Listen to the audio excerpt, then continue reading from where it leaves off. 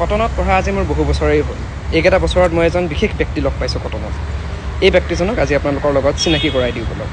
এই ব্যক্তিজনক আপোনালোকৰ লগত কিয় চিনাকি কৰাই দি আছোঁ বা কোন হয়, এই ভিডিঅ'টো শেষলৈকে চাই থাকক, গম পাই যাব। এওঁ প্ৰদীপ খুৰা, অৰ্থাৎ আমাৰ বিশ্ববিদ্যালয়ৰ ছিকিউৰিটি ইনচাৰ্জ। এজন অতিকৈ সহজ সৰল মনৰ মানুহ। এই গেটখনৰ কাষতেই তেখেতক প্ৰায় লগ পাওঁ।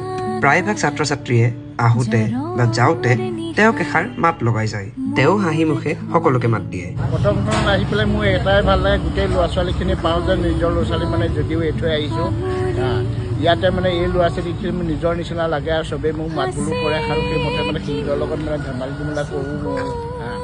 সিহঁতেও মোক মাত বোল কৰে, হাঁহি ধেমালি কৰে, এইবিলাকে অলপ কটনত ভাল লাগে।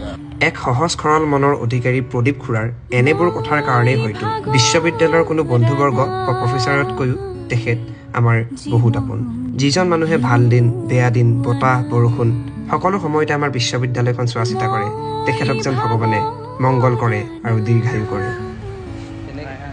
ঘৰখনত যেনেকৈ মা দেউতা থাকিলেহে ঘৰখন সম্পূৰ্ণ যেন লাগে, ঠিক তেনেদৰে এনেবোৰ ব্যক্তি থাকিলেহে কলেজ বা বিশ্ববিদ্যালয় এখন সুন্দৰ হৈ থাকে, সুৰক্ষিত হৈ থাকে আৰু উজ্জীৱিত হৈ থাকে। এনেবোৰ ব্যক্তিক মোৰ সহস্ৰ প্ৰণাম আৰু শ্ৰদ্ধা জনালোঁ।